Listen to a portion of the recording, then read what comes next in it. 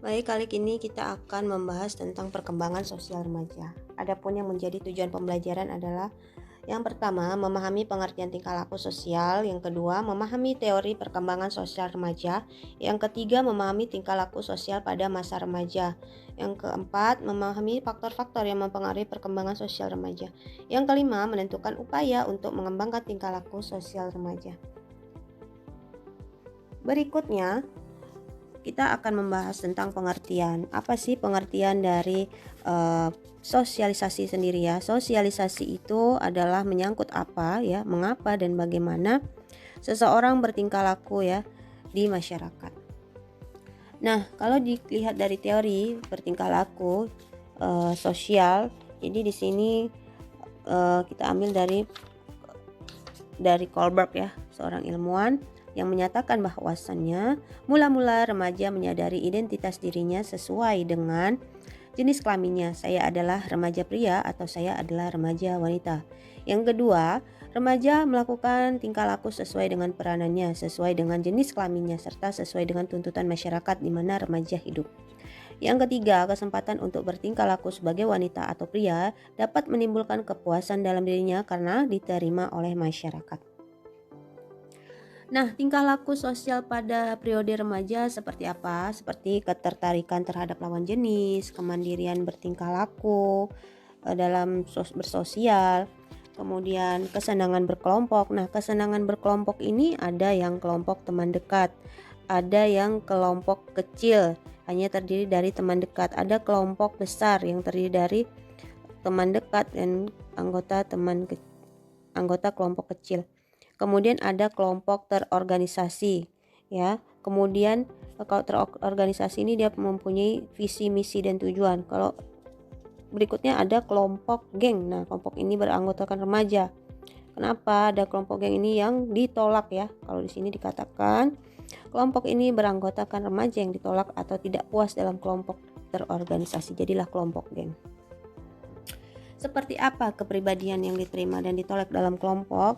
Jadi sini saya jelaskan mungkin kepribadian yang diterima ya. Kepribadian yang diterima itu seperti apa sih? Yang pertama, penampilan yang menyenangkan karena menarik secara fisik, tenang namun gembira. Kalau ini tidak yang ditolak adalah sebaliknya. Kemudian kepribadian yang diterima dalam kelompok seperti apa? Bersikap sportif, ingin tidak membenarkan ya diri sendiri.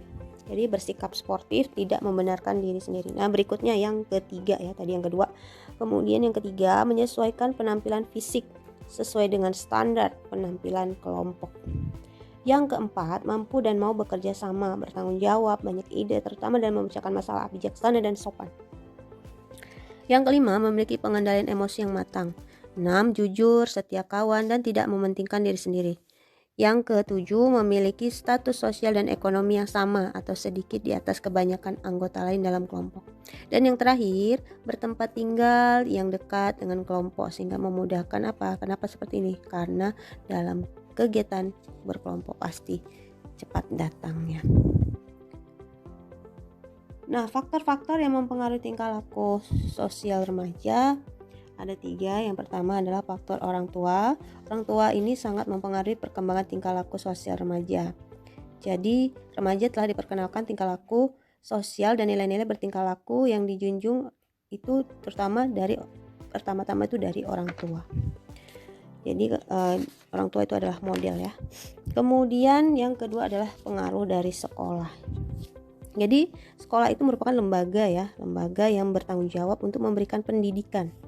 Jadi oleh karena itu remaja banyak menghabiskan waktunya di sekolah juga semenjak berumur 4 tahun.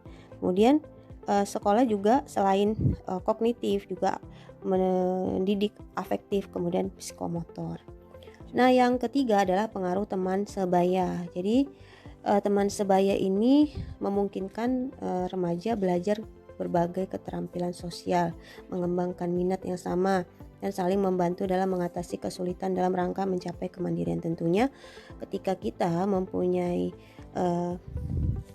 teman ya, tentunya pasti teman yang kita miliki adalah teman yang sehobi ya. Nah, Kemudian apa upaya guru dan orang tua dalam membantu perkembangan sosial remaja? Yang pertama, memberikan model ya cara berhubungan sosial yang bermoral, yang sesuai dengan agama dan adat istiadat.